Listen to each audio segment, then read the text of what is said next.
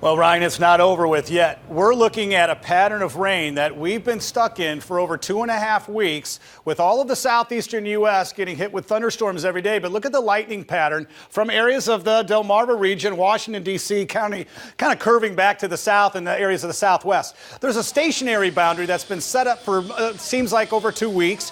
And with that, we're seeing these thunderstorms ride right along that boundary. We're going to get in closer because we're looking now at most likely what will be round 3 of the thunderstorms moving toward the region.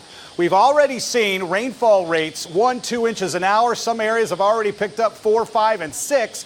And we had one batch, second batch, and we still off to the west have more thunderstorm cells that could drop a couple more inches. This is eerily similar to what happened on the 30th of July just 2 years ago in 2016.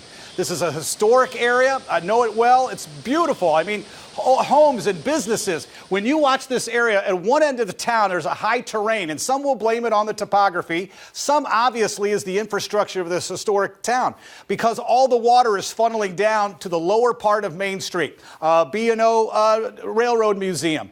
Homes, businesses, everyone who was told to stay in place has had to get up to the second, even third story of these buildings.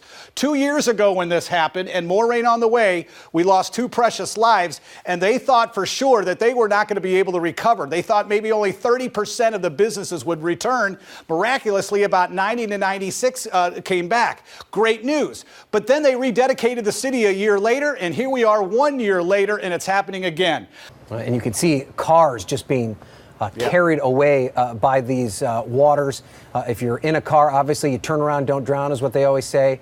Do not take this lightly if you're living in this part of the country. This is a serious Ryan, problem. 2 years ago, over 200 cars were washed downstream. Over 200, and many had to ride out those floodwaters, unfortunately.